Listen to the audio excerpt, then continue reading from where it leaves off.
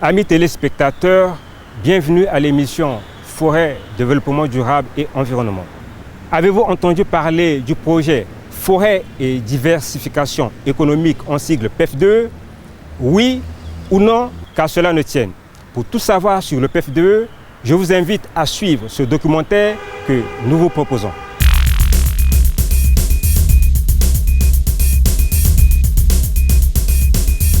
Dans le cadre du renforcement de la gestion durable de ces forêts, la République du Congo avait conclu avec l'Association internationale du développement, en sigle IDEA, partenaire de la Banque mondiale, un accord de financement du projet Forêt et diversification économique, en sigle PEF2E. Lancé le 27 mars 2013 pour une durée de 4 ans environ, ce projet est financé à hauteur de 16,3 milliards de francs CFA, soit 5 milliards de l'Association internationale de développement via la Banque mondiale et 11,3 milliards de l'État congolais. Ce projet qui vise le renforcement des capacités de l'administration forestière, des communautés locales et populations autochtones pour une gestion participative des ressources forestières compte 3 composantes et 7 sous-composantes. Le PEF2 agit sur 3 composantes. La première composante, c'est le renforcement des capacités de l'administration forestière. La deuxième composante, c'est l'implication des communautés locales et des peuples autochtones dans la gestion participative des forêts. Et la troisième composante, c'est sur les études, perspectives plus sur la communication. Pour le compte de la composante renforcement des capacités, le PEF2E a entrepris plusieurs initiatives pour améliorer les conditions de travail de l'administration forestière décentralisée. Le PEF2E a apporté d'abord des moyens mobiliers. Donc on a doté toutes les directions départementales des véhicules 4x4 tout-terrain. À toutes les brigades, au moins 118 motos pour les brigades forestières et 30 hors-bord pour les brigades l'eau et les aires protégées. On a réhabilité 4 DDF. DDF Kwilu, DDF Sanga, DDF Likwala et la DDF Cuvette au Wando. Et puis, normalement, dans notre vision, il était question qu'on réhabilite toutes les directions départementales. Mais compte tenu de la contrepartie qui n'a pas été effective, donc on s'est limité à 4 directions départementales. Ensuite, on a pensé à la connexion Internet. Vous savez qu'aujourd'hui, à l'heure du numérique, il n'est plus efficace que les cadres que nous sommes de travailler sans Internet ou moyen de communication moderne, si on peut le dire. Donc, on a connecté les directions départementales par VSAT pour les DDF et on a mis en réseau les services de la direction centrale parce qu'il n'était pas question qu'on mette Internet seulement à la direction centrale, donc la transmission n'allait pas être fluide. Donc il fallait d'abord réhabiliter le réseau Internet de la direction centrale et mettre aussi en réseau les directions départementales ou bien les directions décentralisées selon le thème. Les responsables des directions départementales bénéficiaires de ces appuis matériels du PEF2E témoignent et expliquent leur satisfaction. C'est à la fois un honneur et un plaisir pour nous de parler du PEF2E. J'avoue que de mémoire de forestier, je n'ai pas rencontré un projet aussi efficace que le PEF2E. Simplement parce que ce projet a apporté une contribution multiforme. Je suis très satisfait de dire que la participation effective des brigades a été au rendez-vous au cours de cette année. Simplement parce que le PEF2E a rendu possible cette participation effective. Le PEF2E a réussi à doter nos 5 brigades en matériel technique. D'ailleurs, 2 brigades ont même bénéficié des moyens roulants c'est une grande première au niveau du département. À cela, on peut ajouter les conditions dans lesquelles nous travaillons. Vous voyez, ce bâtiment hier, ce fut un bâtiment qui suintait, et quand il pleuvait, il y avait de l'eau partout dans les salles. Et aujourd'hui, grâce au projet PEF2E, nous avons un bâtiment rénové. Et vous voyez, nous travaillons dans des conditions où il y a la climatisation dans tous les bureaux. Certainement, vous avez déjà pu le constater comme moi. Et ce bureau, par exemple, du directeur départemental, il n'y avait pas de toilette interne. Il fallait aller chercher à se libérer avec les agents. Et quand on avait des cadres qui arrivaient du département, notamment des personnes VIP, on avait du mal à leur demander d'aller dans les toilettes. Donc aujourd'hui, on est à l'aise quand on reçoit des délégations, on est capable de leur dire, bon, allez-y, les conditions sont réunies. Et nous avions également des coupures intempestives de courant, mais aujourd'hui, nous avons un groupe électrogène, et quand la SNE n'arrive pas à nous livrer le courant, et nous allumons ce groupe électrogène et nous travaillons. 24 sur 24, le groupe peut fonctionner. Au niveau de la guérite, les gardiens n'avaient pas là où aller quand il s'agit de se soulager. Et on a fait également, on a mis des conditions pour que l'équipe de gardiennage ne soit pas emmerdée quand il s'agit d'aller aux besoins. Et donc, nous avons également bénéficié d'un magasin de stockage des objets saisis, du genre machine à tronçonner, tout ce que nous prenons entre les mains des délinquants. Et nous avons donc salué le projet PEF2E à cause de cet appui qu'il nous a apporté dans ces deux sens. Ce projet n'a cessé de nous doter du matériel pour nous aider à mieux travailler. Les moyens roulants, le matériel informatique, le matériel technique comme les GPS et autres. Et puis, de temps en temps, il y a eu des missions de formation. En tout cas, depuis que nous sommes, je ne veux pas parler plus loin, nous avions eu des projets, mais le PEF2, c'est un projet qui nous a donné du matériel, suffisamment de matériel qui nous ont vraiment aidé à mieux faire. Avec le véhicule, vous voyez, je ne peux pas essayer de donner des statistiques comme ça. Ça nous permet d'être promptement sur le terrain et les recettes aussi sont passées peut-être au triple. Parce que pour contrôler les chantiers, pour surveiller le braconnage en forêt, il faut juste moyen. Deux bâtiments que vous voyez, le premier, c'est celui qui abrite l'administration. Le deuxième bâtiment fait donc office de la résidence du directeur départemental. C'est les efforts du projet Forêt Diversification Économique, toujours dans le cadre d'améliorer nos conditions de travail. Et, effectivement, ces bateaux aussi font partie de ces efforts, toujours de ce projet. C'est le produit du PEF2E, l'antenne, les bateaux, la réhabilitation des bâtiments, de la clôture, les dalettes. Les conditions de travail définissent les résultats qu'on attend. Mais on ne peut pas dire qu'on a eu tout et on ne peut pas tout avoir aussi. Mais au moins aujourd'hui, les agents peuvent rester longtemps au bureau, plancher sur un travail parce qu'il y a un peu de fraîcheur puisque nous avons des climatisations. Ils peuvent rester longtemps au bureau parce que chacun peut brancher son ordinateur pour faire son travail sur l'ordinateur. Donc le travail se fait dans des conditions vraiment idéales. Le PEF2E a également entrepris quelques actions d'appui au profit des communautés locales et des populations autochtones dans la gestion des ressources forestières. Dans la gestion des communautés locales et peuples autochtones, on a signé plusieurs conventions, dont la convention avec CIB Olam, dans la cacao-culture. Et puis on a dans la zone de la Songa, là où CIB intervient. Pourquoi on avait fait le choix sur la CIB? Parce que la CIB était déjà habilitée à faire des pépinières de la cacao-culture. Donc nous, on a juste injecté et puis c'était dans la zone d'intervention du PEF2E. Donc la CIB aide les populations à mettre en place des plantations de la cacao-culture en association avec la bananeraie et le manioc. Donc on peut commencer de Pokola jusqu'au terre Kabunga. Donc le terre Kabunga, c'est presque vers la Likwala.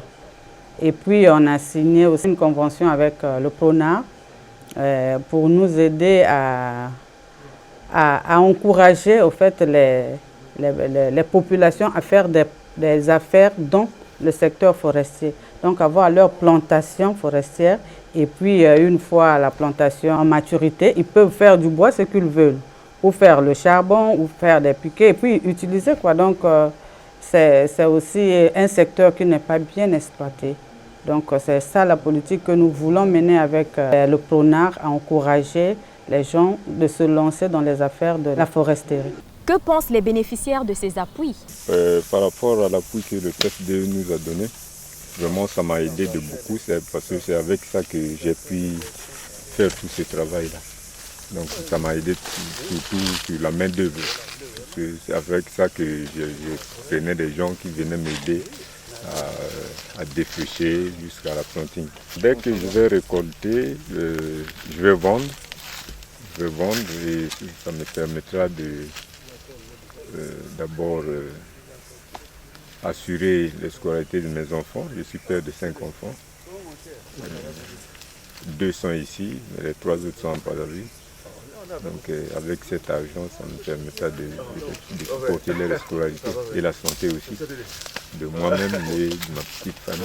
Je suis cacao-culteur.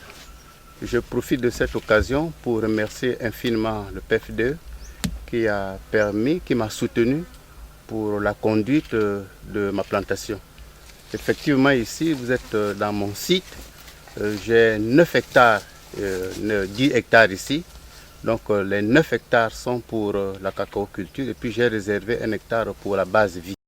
Nous profitons de cette occasion ici pour remercier et féliciter ceux de la pépinière qui nous ont donné des plants appropriés. Ici, là, on a planté saputier, on a planté oranger. Il y a aussi quelques pieds de citron qui est là. En dehors du renforcement des capacités matérielles, pour l'amélioration des conditions de travail de l'administration forestière, le PFDE a réalisé et doit encore poursuivre des initiatives de renforcement des capacités techniques de l'administration forestière. Au niveau du PFDE, nous avons fait une série de formations.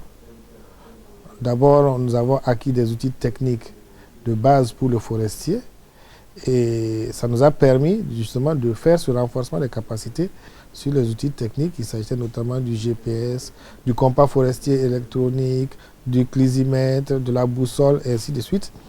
Et donc nous avons pu à ce jour renforcer la capacité d'une grande majorité des cadres de l'administration forestière. Ça, c'est les premières formations que nous avons faites sur les outils techniques et le traitement de l'information, où nous les avons initiés au système d'information géographique, à la collecte des données sur le terrain.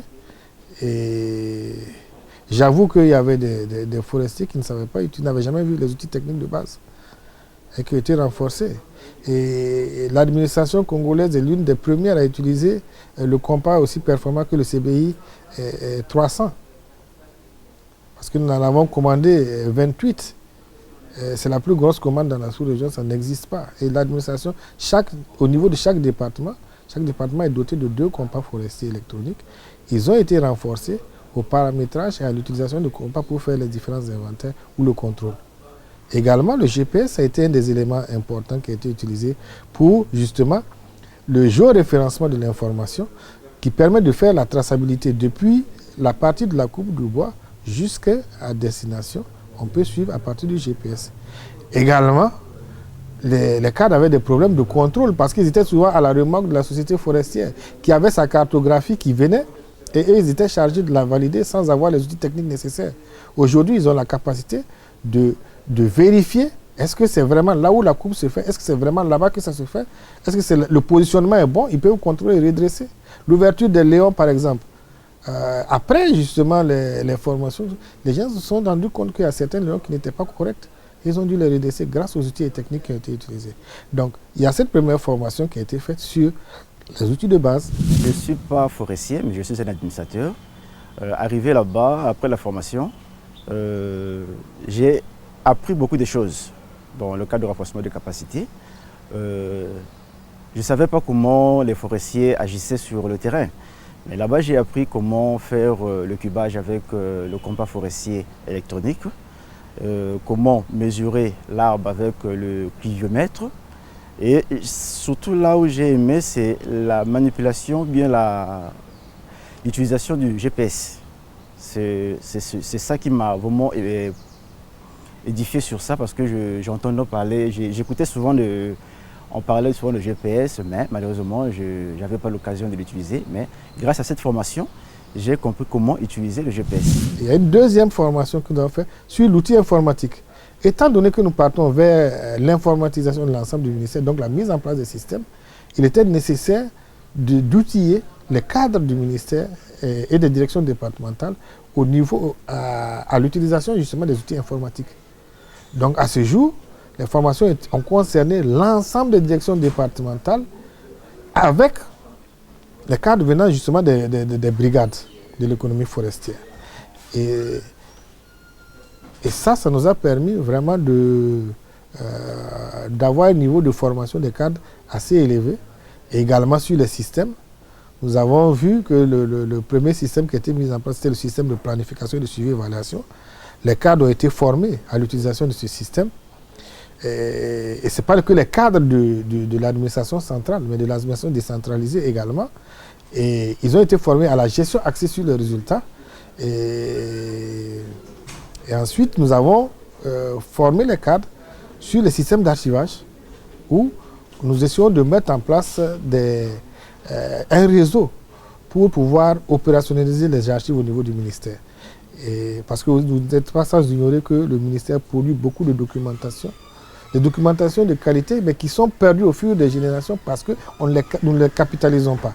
Donc, archiver ces documents devient un élément très important et ces cadres ont été renforcés dans ce sens. Et nous venons tout juste de finaliser le système de gestion financière des ressources humaines et du matériel. Et les cadres ont été également formés à l'utilisation de ce système. Normalement, aujourd'hui, si nous regardons par rapport à nos indicateurs pour la formation, nous avons réalisé une formation de 60 à 78%. 78% des cadres ont été formés à travers le projet. J'allais même oublier le site web. La mise en place du site web nous a permis de renforcer les capacités de la DCV à travers le service informatique sur la maintenance, l'animation de ce site web. Donc vous voyez qu'au niveau du renforcement des capacités, il y a beaucoup qui a été fait. Au niveau maintenant des cadres fonctionnaires qui venaient de l'administration forestière, parce que vous savez qu'au niveau du projet, nous avons des cadres qui viennent de l'administration forestière qui doivent être aussi renforcés pour pouvoir un jour prendre en charge les projets par rapport avec les différents partenaires. Et donc dans ce cadre-là, nous avions des homologues. Par exemple, moi j'ai un homologue qui aujourd'hui a reçu une formation. D'abord, il était envoyé en formation, ensuite il est venu. Et au fur et à mesure, il a acquis les compétences pour mettre en œuvre un projet de suivi et évaluation. Et vous avez également en gestion financière, c'est la même chose. Vous avez des homologues qui aujourd'hui ont été également formés, soit par les experts ici, mais également, on les a envoyés ailleurs pour voir l'expérience des autres dans différentes écoles à l'extérieur. La coordination aussi a suivi cette formation. Donc voilà ce que le projet a pu réaliser dans le cadre de l'administration forestière. Mais soit dit en passant, c'est vrai que nous pouvons nous réjouir des résultats, mais pour nous, ce n'est pas encore suffisant. Ce n'est pas suffisant, pourquoi? Parce que si nous prenons les chiffres globaux, ça semble être bon, mais souvent quand nous rentrons dans certains détails, nous rentrons encore compte qu'il y a des zones de faiblesse. Parce que les chiffres n'étant pas les mêmes, il y a des zones où il y a eu plus de formés que d'autres zones où il y a eu moins de formés, ainsi de suite. Et il y a cette disparité qu'il faut arriver à corriger.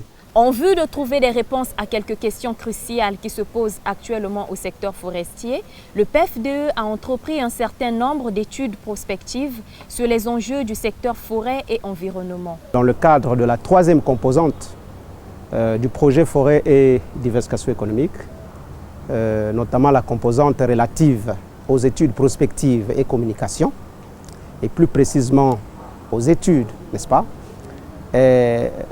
Le projet, dès sa naissance, avait fait réaliser une étude relative aux sauvegardes environnementales et sociales. Donc, c'était une des conditionnalités de la mise en œuvre du projet, hein, une exigence. Donc, il fallait réaliser cette étude.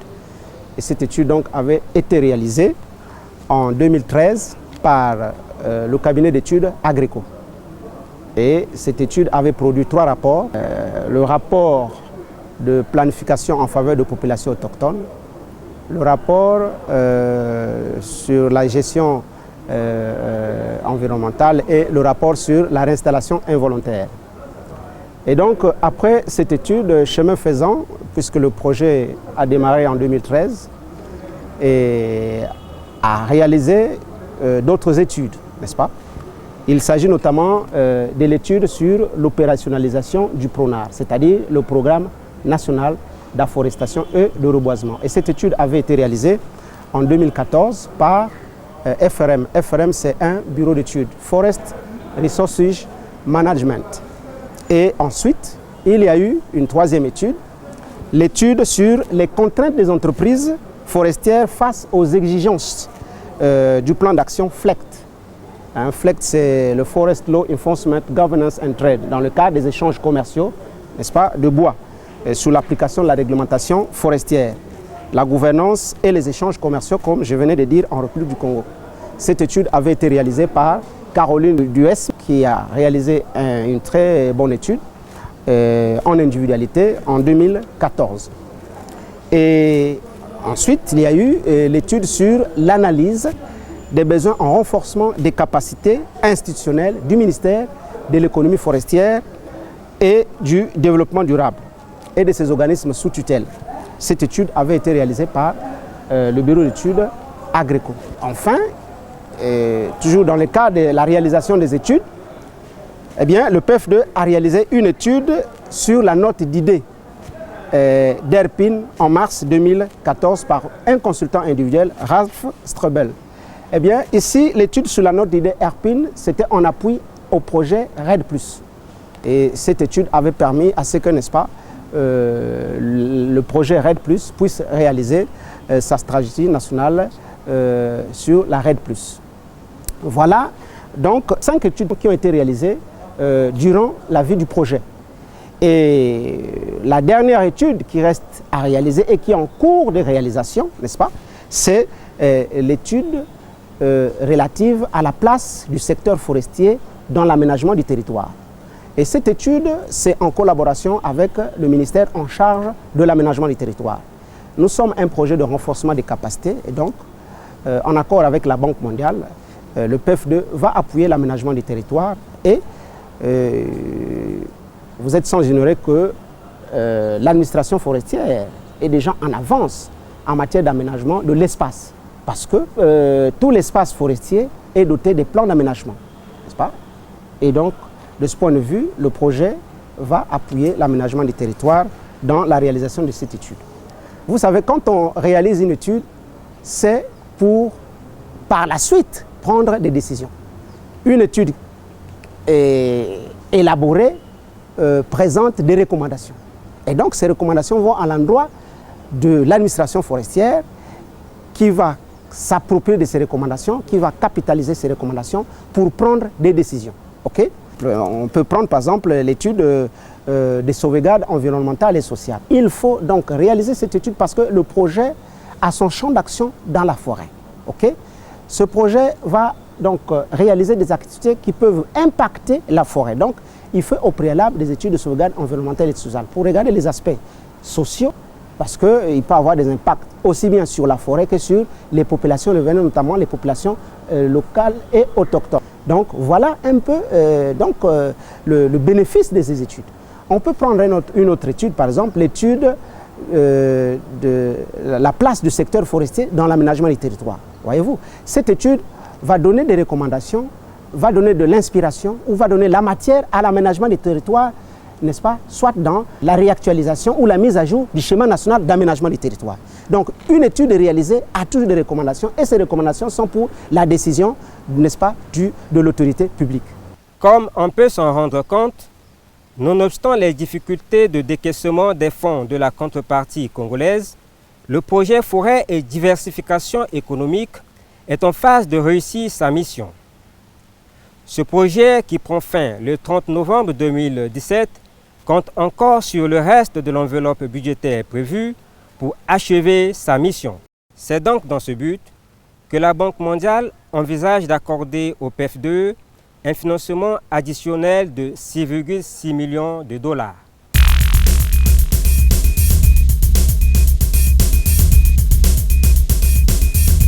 Merci, chers amis téléspectateurs, pour votre aimable attention.